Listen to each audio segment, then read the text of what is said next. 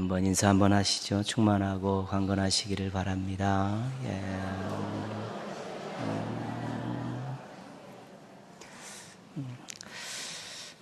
우리 이번 주 요절은 우리 지난주 거하고 같이 붙여서 한번 하겠습니다. 그래서 같이 그렇게 기록을 해놨는데요. 서로 대조되는 또 그런 말씀이고 구원의 진리를 담고 있는 아주 중요한 내용입니다. 같이 한번 암송합니다. 모든 사람이 죄를 범하였음에 하나님의 영광에 이르지 못하더니 그리스도 예수 안에 있는 성령으로 말미암아 하나님의 은혜로 값없이 의롭다 하심을 얻은 자 되었느니라. 로마서 3장 23절 24절 말씀. 아멘. 모든 사람이 죄를 범하였음에 하나님의 영광에 이르지 못하더니, 이것은 죄인인 인간의 비참하고 절망적인 상황을 말하는 것입니다. 모든 사람이 죄인인데 하나님과 무관하게 산다는 것입니다. 하나님으로부터 공급받는 것도 없고 하나님의 것을 누릴 수도 없고 궁극적으로는 멸망받을 수밖에 없는 그런 존재라는 것이죠. 그런데 하나님께서 어떤 이 어려운 상황에 대한 대안을 만드신 것이죠. 그 대안을 만드셨는데 그 계획이 뭐냐면 24절 맨 끝에 있는 것이죠. 의롭다 하심을 얻은 자. 의롭다 하심을 얻은 자가 의인입니다. 하나님께서 이 죄인들을 의인을 만들 계획을 세우신 것이죠. 죄인을 의인으로 만들 대안을 마련하신 것이죠. 그래서 이 죄인과 의인 사이에 세 가지 표현이 나오죠. 첫 번째는 그리스도 예수 안에 있는 속량, 그렇죠. 그 다음에 하나님의 은혜, 또 한 가지는 값없이. 이 세 가지 표현이 이 하나님의 대안이죠. 대표적인 것은 뭐냐면 그리스도 예수 안에 있는 속량이죠. 이 속량이라는 말은 값을 지불하고 종을 사는 것입니다. 그렇죠? 그래서 예수님이 십자가에서 그 죄인들의 모든 죄값을 다 치르시고 하나님의 아들이신 예수님께 죄값을 치르시고 그 죄인들을 하나님께서 사신 것입니다. 그래서 그 죄를 사해 주신 것이죠. 피 흘림이 없은즉 사함이 없다라는 히브리서 9장 22절 말씀이죠. 십자가에는 하나님의 사랑이 들어있죠. 죄인들을 의인으로 만들겠다는, 비참한 인생들을 행복한 인생으로 만들고 절망 가운데 있는 인생들을 희망 있는, 소망 있는 인생으로 만들고자 하는 하나님의 그런 사랑이 있는 것이고요. 십자가에는 하나님의 공의가 있는 것이죠. 죄를 그냥 용서해 주시는 것이 아니라 누군가 대신 죄값을 치러서라도 용서해 주시는 그 하나님의 공의가 담겨 있는 것이죠. 그 십자가는 하나님의 사랑과 공의를 다 만족시키는 하나님의 구원의 방법입니다. 근데 어떤 구원의 방법이냐면 당신 스스로 희생하시는 구원의 방법입니다. 이 구원이 하나님의 희생, 예수 그리스도의 희생으로 우리에게 주어진 것이죠. 실질적으로 교회 안에 있는 많은 문제들은 누군가 희생을 하면 해결되게 되어 있습니다. 왜냐하면 구원의 방법 자체가 희생의 방법이었기 때문에 교회 안에 일어나는 많은 갈등 요소들, 누군가 조금만 희생하면 잘 해결될 수 있고 또 원만한 그런 모습으로 살게 되는 것입니다. 그래서 인간들 편에서 보면 값없이입니다. 값없이. 죄인인 인간이 그 죄의 대가를 치러야 되는데 인간들이 치르지 않고 하나님의 아들이신 예수님이 대신 치렀다는 것이죠. 그래서 인간들의 편에서 볼 때는 이 의인이 된 사건은 값없이 된 것입니다. 값없이라는 말은 자기가 대가를 치르지 않았다는 것이 그런 뜻입니다. 이 모든 것이 하나님의 은혜라는 것이죠. 죄인들의 죄를 사해 주신 것 하나님의 은혜고요. 죄인들이 죄의 대가를 치르지 않는 것 하나님의 은혜고요. 죄인들이 의인이 된 것이 하나님의 은혜라는 것입니다. 그러니까 은혜라는 것이 그저 그렇게 주어진 것이 아니라 반드시 자기 희생이라는 대가가 있었다는 것입니다. 우리들이 치러야 될 대가를 하나님께서, 하나님의 아들이신 예수님께서 대르신 치르신 그런 십자가 사건이 있었기 때문에 우리가 값없이 의인이 되었고요, 또 하나님의 은혜로 구원을 받게 됐다는 것입니다. 그래서 그리스도 예수 안에 있는 속량, 하나님의 은혜, 값없이, 이런 단어들은 우리가 성경에서 읽을 때마다 감격해야 되는 언어입니다.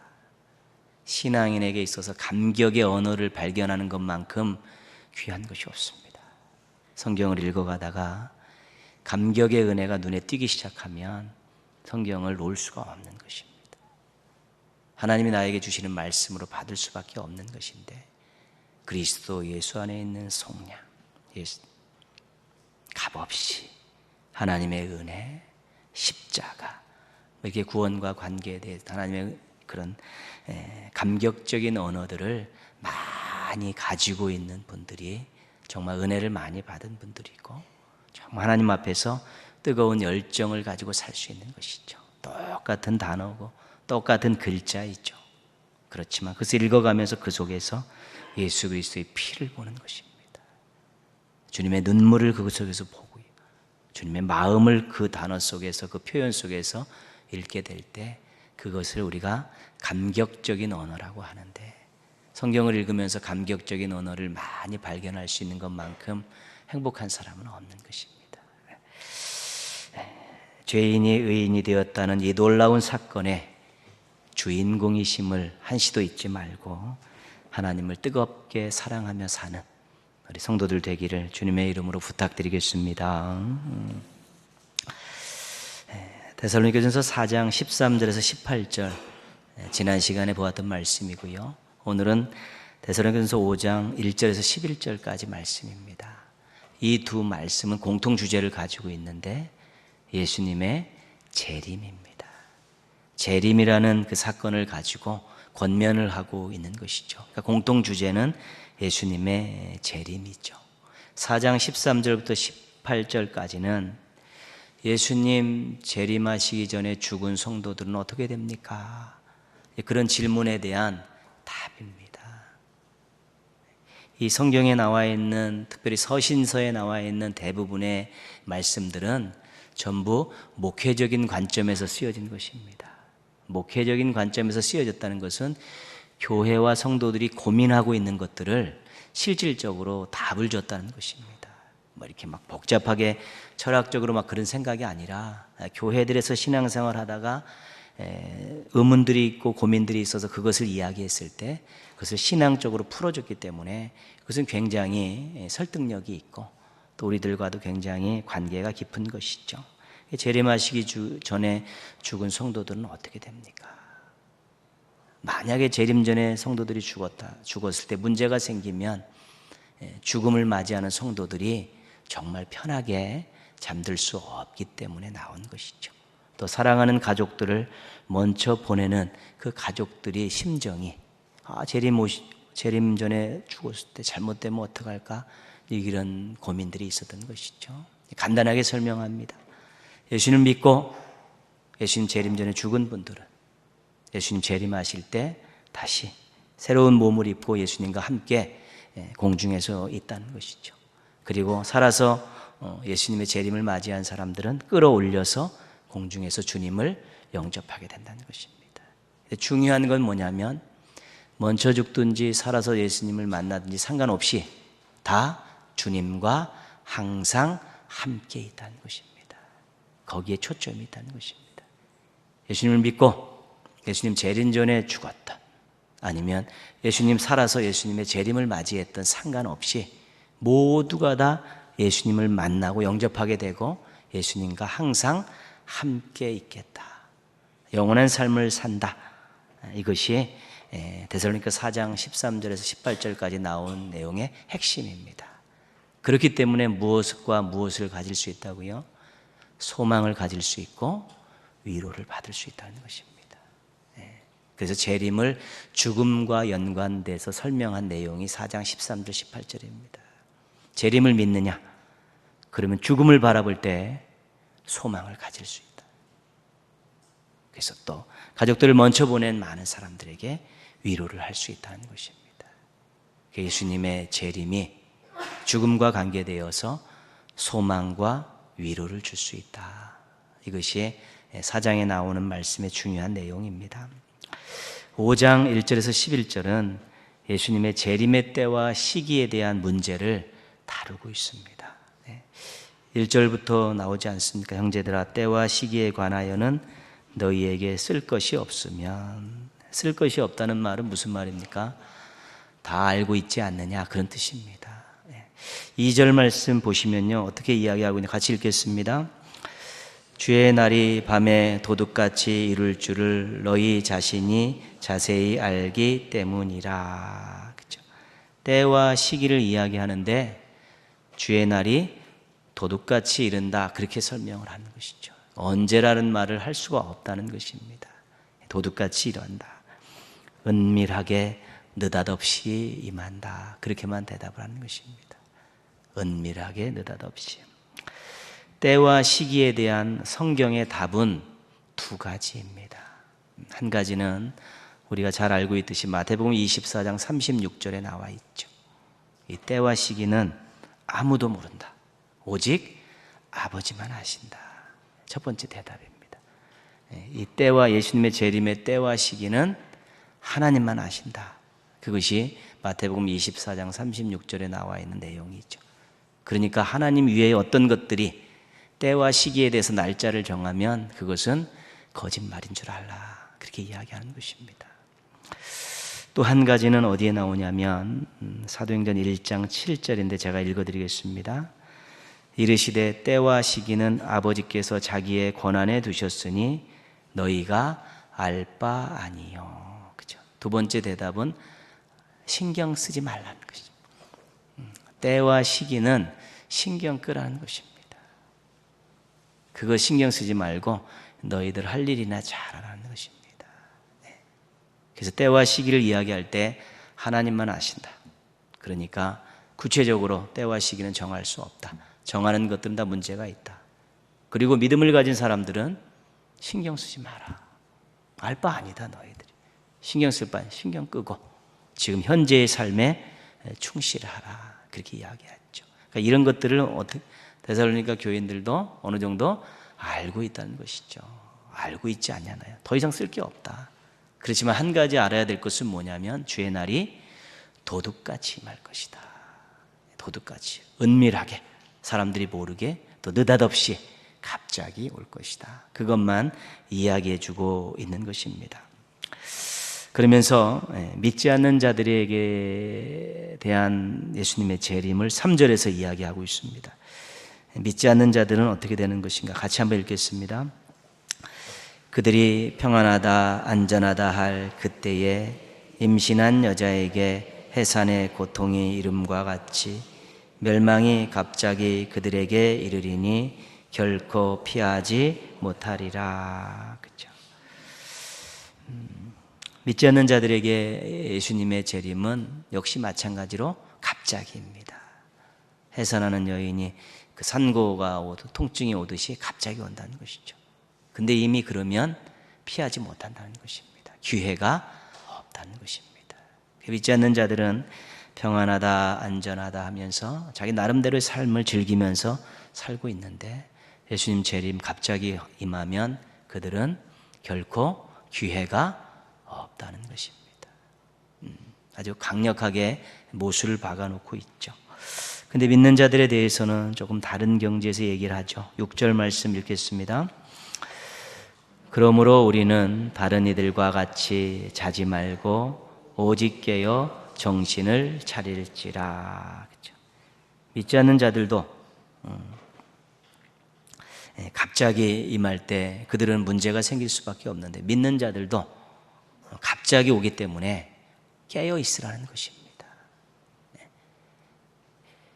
구원이 그들은 없지만 구원이 있음에도 불구하고 깨어 있으라는 것입니다. 믿는 사람들이. 이유는 분명합니다. 한 가지는 영접해야 되기 때문에 그렇고, 또 한 가지는 부끄럽지 않기 위해서 그래야 된다는 것이죠. 믿지 않는 자들은 오면 끝이니까 더 두말할 나위 없는데, 더 믿는 자들은 깨어있어, 정신 차리고 깨어있으라는 것이죠. 주님을 맞이해야 되고 주님 앞에 부끄럽지 않게 서기 위해서 깨어있어야 된다는 것이죠. 믿지 않는 믿는 자들에게 있어서 깨어있으면 그냥 그것만 바라보고 있다는 것이 아닙니다. 주님 앞에 섰을 때, 주님 왔을 때 부끄럽지 않은 마음으로 주님을 영접하고, 또 그의 삶 자체가 부끄럽지 않은 모습으로 주님 앞에 설 수 있기 위해서 깨어 있어야 된다라고 그렇게 강조하고 있는 것입니다. 데살로니가 전서의 관심은 믿는 자들에게 있습니다. 그런데 사도행전은 믿지 않는 자들에게 있습니다. 너희가 알 바 아니요. 그 다음이 뭐냐면 오직 성령이 너희에게 임하시며 너희가 권능을 받고 예루살렘과 온 유대와 사마리아 땅 끝까지 이르러 내 증인이 되리라. 그렇죠. 사도행전에서는 때와 시기에 대해서 신경 쓰지 마라. 그를 신경 쓸 시간 있으면 세상에 나가서 한 영혼이라도 더 구원하려고 노력해라. 그렇게 이야기하고 있는 것입니다. 그게 사도행전의 관점입니다. 복음의 관점이죠. 때와 시기 기다린다고 뭐 그다지 하지 말고, 신경 쓰지 말고, 아버지 권한에 있는 일이니까 신경 끄고 세상에 나가서 한 영혼에게 복음 전해서 한 명이라도 더 구원하려고 노력하는 삶을 살아라. 이 사도행전의 시작에 나와 있는 1장 7절 8절에 나와 있는 그런 내용이 있죠. 데살로니가 전서는 그렇지 않습니다. 교회 안에서 신앙생활하고 있는 성도들에게 너희들 예수님 오시는데 그 시기는 모른다. 그렇지만 도둑같이 온다. 은밀하게 느닷없이 오니까 너희들 깨어 있어야 된다. 그래서 주님을 영접할 수 있어야 되고, 또 주님 앞에 부끄럽지 않게 설 수 있어야 된다. 그런 의미로 이야기하고 있는 것이죠. 8절 말씀 한번 보겠습니다. 8절 말씀 읽겠습니다. 우리는 낮에 속하였으니 정신을 차리고 믿음과 사랑에 호심경을 붙이고 구원의 소망의 투구를 쓰자. 그죠? 낮에 속해 있다, 빛의 자녀다, 이거 다 구원받은 백성들이 이야기하는 것이죠. 그런데 믿음과 사랑의 호심경, 방탄조끼 같이 이렇게 갑옷에 앞뒤로 입는 것이죠. 그 다음에 구원의 소망의 투구, 철모 같은 것들이죠. 옛날로 이야기. 다 자신을 보호하는 것이죠. 근데 구원받은 사람들이 이게 있습니까? 없습니까? 이게 없기 때문에 이걸 준비하라는 겁니까? 있기 때문에 잘 관리하라는 것입니까? 이미 다 있는 것이죠. 다 있습니다. 믿음과 사랑의 호심경, 구원의 소망의 투구, 이미 믿음 가진 사람이 다 있는 것이니까 너희들 그거 잘 간직해서 그것 가지고 믿음을 잘 지키라는 것입니다. 깨어 있어야 될 이유 중에 하나가 믿음을 지키는 것입니다. 믿음을 잃어버리는 사람이 요즘 얼마나 많습니까? 요즘에 이단들에 의해서도 믿음을 잊어버리지만 세상의 즐거움 때문에 믿음을 잃어버린 사람도 무진장 많습니다. 정말 주님밖에 없습니다. 주 없이 살 수 없습니다라는 이 순수한 신앙 전체를 잘 유지하기가 어렵다는 것입니다. 주님도 필요합니다. 그러나 이것도 있어야 됩니다라는 양다리 신앙들이 점점 많아져 가고 있죠. 왜냐하면 세상 것들이 더 좋아지고 세상 것들이 더 가치 있어지고요. 세상 것들이 더 중요하게 부각되기 시작했습니다. 얼마나 많은 예수님, 주님 대체 용품들이 나오고 있는지 모릅니다. 그래서 그것 얻기 위해서 신앙을 버릴 수 있다는 것이고요. 또 거짓 신앙에 의해서 정신 차리지 못하고 있다가 신앙을 빼앗겨 버리는 그런 일들이 많이 있죠. 그러니까 너희 빛의 자녀들처럼 낯의 자녀를 깨어 있어라. 너희들도 이미 다 구원과 사랑에 호심경이 있지 않느냐, 또 투구 있지 않느냐, 이거 잘 가지고 믿음을 지키라는 것입니다. 예수님의 재림과 관계되어 꼭 가져야 할 또 두 가지 중에 한 가지가 9절 말씀에도 하나가 나와 있습니다. 9절 말씀 같이 한번 읽습니다.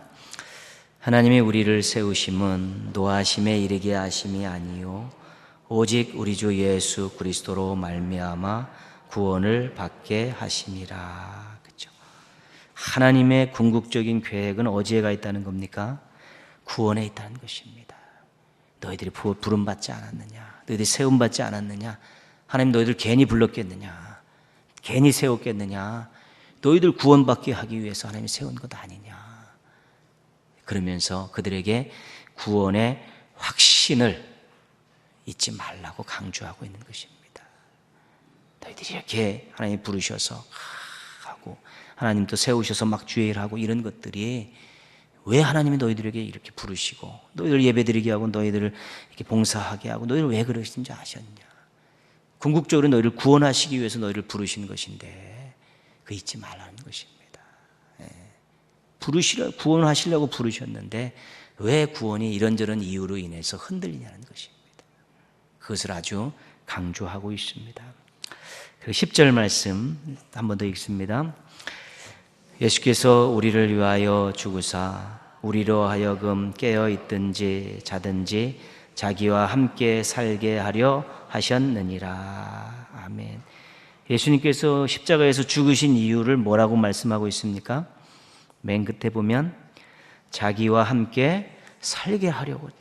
예수님이 십자가에 죽으신 거 너 믿지 않느냐? 예수님 왜 십자가에 죽으셨느냐? 너희들과 함께 영원토록 살기 위해서 죽으신 것이다. 지금 데살로니가 교회 성도들이 이 재림 때와 시기 관계로 인해서 조금 복잡한 것입니다. 아마 너희들이 이미 구원받지 않았느냐? 호신경도 있고 다 투구도 있지 않느냐? 믿음을 지켜라. 하나님이 너희를 부르신 것이 구원하시기에 부르신 것 아니냐? 구원의 확신에 흔들림이 없어라. 예수님이 십자가에 달려 돌아가신 것은 너희들과 함께 영원히 살기 위해서 그렇게 하신 것 아니냐? 그러니까 소망을 잃지 말라고 이야기하고 있는 것입니다. 그러니까 예수님의 재림이 정말로 건강한 믿음을 주고 구원의 확신을 주고 소망을 준다는 것입니다.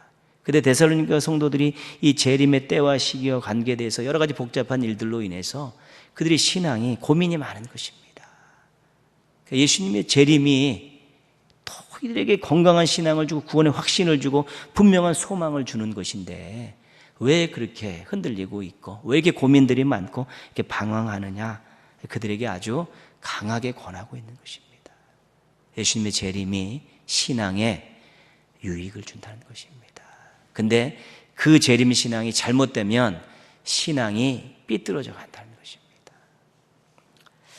11절 말씀이 오늘 말씀에서 중요한 내용입니다. 같이 읽겠습니다. 그러므로 피차 권면하고 서로 덕을 세우기를 너희가 하는 것 같이 하라. 그렇죠. 이 재림 신앙을 가지고 서로 권면하면 신앙에 큰 유익을 얻으라는 것입니다. 그러니까 제대된 신앙을 가지고 정말 하나님 너희를 왜 부르셨는 줄 아느냐? 예수님이 왜 십자가에 달려 죽으신 줄 아느냐? 너희가 예수님을 믿을 때 얻었던 신앙의 무기들이 무엇인 줄 아느냐? 우리 그것 분명히 해서 건강한 신앙, 담대한 신앙 가지고 확실한 구원의 확신 갖고 또 우리가 소망 가지고 그렇게 살자. 서로 권면할 때 서로 건강한 신앙을 갖게 된다는 것이죠. 재림 신앙이 건전하면 신앙이 건강해지는 것입니다. 그렇지만 재림 신앙이 삐뚤어져 버리면 두려움들 갖기 시작하고요. 또 이상한 행태들을 보이기 시작하는데 또 한 가지는 뭐냐면 덕이라는 말을 하고 있었죠. 재림 신앙은 성도들에게 덕을 끼치게 되어 있다는 것이죠. 덕이라는 것은 유익을 주는 것입니다. 유익을 주는데 삶의 유익을 주는 것이죠. 건전한 재림 신앙을 가진 성도들은 거룩한 삶을 살려고 노력합니다. 왜요? 주님 만날 때 부끄럽지 않으려고요. 재림 신앙 건전하면 내가 주님 앞에 언젠가 쓰게 될 텐데, 언젠가 주님을 영접하게 될 텐데 그때 부끄럽지 않아야겠다라는 그런 마음이 있기 때문에 자신이 거룩한 삶을 살려고 노력을 하게 되어 있고요. 건전한 재림 신앙을 가진 성도는 다른 사람에게 유익을 주게 되어 있습니다. 그리고 건전한 재림 신앙을 가진 성도는 특별히 공동체에 유익을 끼치게 되어 있는 것이죠. 요즘에 우리가 이단과 관계된 그런 매체들을 계속 보고 있는데요. 지금 신천지와 관련된 사람들 그 보도를 쭉 보면 거기서 지금 부각시키고 있는 것은 뭐냐면 관계를 파괴하고 가정을 깨고 공동체를 파괴한다는데 굉장히 많은 시간들을 할애하고 있는 것입니다. 교리적인 설명을 가지고는 믿지 않는 사람들을 설득하기가 어렵습니다. 왜냐하면 그걸 잘 모르니까. 믿는 사람들은 교리를 갖고 하면 어느 정도 아는데 이것은 전 국민을 상대로 하는 것이기 때문에 이 교리적인 부분들은 굉장히 약화시켰죠. 대신 뭐냐면 관계를 깨는 것이죠. 가정을 깨는 것이고요. 또 사회를 어지럽히는 이런 부분들에 대해서 아주 부각을 시키고 있는 것이죠. 어디서 나오는 일이냐면 잘못된 재림신앙에서 나오는 것입니다. 정말로 주님 앞에 설 날이 있다고 생각한다면, 우리를 위해 십자가에 피 흘려 돌아가셨다가 다시 오실 예수님 앞에 다시 설 날이 있다는 것에 대한 분명함이 있으면 관계를 그렇게 깨지 않는 것입니다. 공동체를 그렇게 파괴하는 일을 할 수 없는 것입니다. 하나님이 가정을 만드신 분 아닙니까? 그리고 부모에게 자녀에게 그 권면의 말씀을 주신 하나님 아닙니까? 잠언이나 부모에 대한 그 공경에 대한 내용들을 얼마나 많이 담고 있습니까? 하나님의 가족관계, 가정, 또 천대까지 복을 주신다는 그런 약속까지 하고 계시기 때문에 가정을 깨는 일은 이것은 하나님의 뜻이 절대 될 수가 없는 것입니다. 서로 사랑하라 말씀하신 주님께서 그 앞에 서는 날이 있는데 불화하고 살고 싸움박질하고 살고 미워하고 살고 시기하며 살다가 주님 앞에 어떻게 섭니까? 부끄러워서요. 그러니까 재림신앙이 분명하고 주님 앞에 설 날이 있다는 걸 알면 관계를 소중하게 여기고요, 공동체를 정말로 아끼고 사랑하고 잘 만들어가려는 노력이 정상적인 그것이 신앙인입니다. 근데 그런 관계와 공동체를 깨는 일들이 생겨나기 시작하고 사회에 악영향을 끼치는 일들이 생겨나는 것들을 지금 부각시키는 것입니다. 왜냐하면 참 종교가 아니다, 이것은 반사회적인 집단이다, 사이비 집단이다라고 부각시키고 있는 것이지요. 여러분 끊임없이 기도하셔야 되는 것이죠. 그 영향력이라는 것은 우리가 모를 정도로 깊은 뿌리가 박혀 있기 때문에 또 그쪽에서 그렇게 터뜨리면 기도하고 또 돕고 그러면서 함께 해나가야 될 그런 일들입니다. 법이라는 것들이 참 어렵습니다. 그냥 고소해버리면 고소가 되는 것이죠. 나중에 아니면 그만입니다. 그런데 거기 매일 불려가는 사람들은 힘든 것이죠. 계속해서. 그러니까 그게 귀찮고 그게 힘드니까 관여를 안 하려고 하는 것이죠. 그걸 또 이용해서 끊임없이 고소하는 것이죠.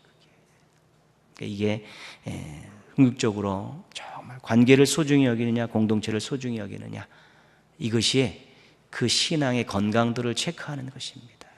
그리고 재림신앙과 관계돼서 하나님 앞에, 주님 앞에 언젠가 재림하실 주님 앞에 다시 서게 될 날이 있을 때 관계를 파괴한 자들, 공동체를 파괴한 자들은 절대로 부끄러워 설 수가 없습니다. 이 파괴와 이간질은 사탄들이 하는 것이죠. 그렇기 때문에 그 모든 다 거짓의 영들에 씌어서 하는 짓거리들이라는 것이죠. 그래서 우리가 항상 이 재림신앙 하나만 가지고도 내가 예수님 앞에 섰을 때 부끄러움 당하지 않아야지, 자신의 거룩한 삶을 준비하고 관계들을 소중히 여기고 공동체를 정말 아끼고 이런 모습들로 살면, 교회가 성도들이 그런 모습으로 살면 정말 사회가 훨씬 더 밝아질 수 있습니다. 그렇습니다. 4장 13절 18절은 예수님의 재림을 죽음과 연관시켜서 위로와 소망을 주고 있고요, 5장 1절에서 11절은 예수님의 재림을 삶과 연관시켜서 그들로 하여금 거룩한 삶, 덕을 끼치는 삶을 권면하고 있는 것입니다.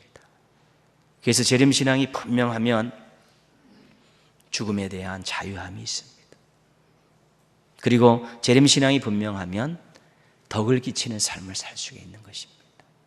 그것이 하나님께서 요구하신 아주 중요한 내용입니다. 예수님 다시 오십니다. 이것은 아직 이루어지지 않은 약속이지만 우리의 믿음입니다.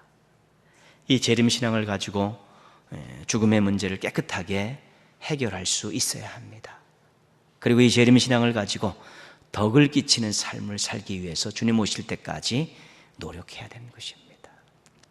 주님과 함께 있는데 무엇이 더 필요하겠습니까? 그래서 이 땅 살면서 조금 불편해도 할 만한 것입니다. 조금 나누고 살아도 할 만한 것입니다. 왜요? 주님과 함께 있으면 이 땅에 불편했던 삶은 잊혀지게 됩니다. 그 삶이 너무 좋아서요. 주님과 함께 있을 그곳에는 이 땅에서 누리고 가지고 있었던 것들은 하나도 가지고 가지 않습니다. 다 두고 가는 것입니다.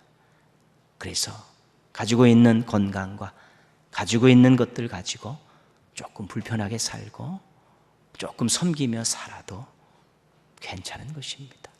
그래서 사람들에게 덕을 끼치고 그 사람들이 우리의 착한 행실을 보고 하나님께 영광 돌리는 일들이 있다면 할 수 있는 것이죠. 자발적 불편, 자발적 가난, 요즘은 이런 이야기들을 많이 합니다. 좀 불편하자, 자발적으로. 조금 손해보자, 자발적으로. 왜? 우리에게 누가 있기 때문에? 주님과 함께할 영원한 그날이 있기 때문에 이 땅에 좀 그렇게 살면 어떠냐. 예수님 우리 한 사람 한 사람을 살리기 위해서 그 모진 고난도 다 감내하셨고 십자가에 피 흘려 죽으셨는데 그분을 따라가고 그분을 믿는 사람들이 조금 자발적으로 불편하게 살고 자발적으로 조금 섬기며 산다 하고 그 무엇이 대수겠냐는 것입니다. 그렇기 때문에 십자가에 달려 들어가신 예수님을 생각하고 다시 오셔서 만날 예수님을 생각할 때 어떻게 살아가야 될 것인가가 결정난다는 것입니다. 사순절 기간에 나를 위해 십자가에 달려 들어가신 예수님의 그 고난과 죽음을 생각하시고요. 다시 오실 주님 앞에 내가 섰을 때를 생각하게 될 때 내가 어떻게 살아가야 될까? 나의 삶이 어쩌어야 될까가 대충 감이 잡히는 것입니다. 다 똑같이 살 수는 없습니다. 그러나 내 형편과 처지에서 조금 다른 사람을 위해 주님을 위해서 불편하게 살고 내 형편과 처지에 맞게 또 교회와 다른 사람을 위해서 복음을 위해서 조금 손해보며 살고 이렇게 살다가 주님 앞에 서면 부끄럽지 않고 주님을 만날 수 있게 되는 것입니다. 데살로니가 성도들에게 있어서 두렵냐 죽음이, 또 먼저 가는 사람들의 미래가 궁금하냐. 예수님 다시 오시면 이런 일이 있으니까 소망을 가지고 서로 위로하며 살아라. 너희들 결국은 예수님 앞에 서게 될 터인데 도적같이 이르는 그날 앞에 서게 될 터인데 서로 권면하면서 조금 덕을 끼치는 그런 삶을 살아라. 이것이 마지막 때와 관계, 재림과 관계된 데살로니가 교회에 주신 하나님의 말씀이고 오늘 우리에게 주시는 말씀이라는 것입니다. 예수님 다시 오시면 예수님과 함께 영원히 sab니다. 지금부터 영원한 삶을 맛보며 살 수 있습니다. 그리고 조금 불편해도 조금 손해봐도 예수님과 함께라는 삶이 있기 때문에 해볼 만한 것입니다. 건전한 재림신앙으로 사람들이 부러워하고 놀라워하는 인생을 또 삶을 가정을 만들어 가시는 우리 행복한 성도들 되시기를 주님의 이름으로 축원합니다. 예.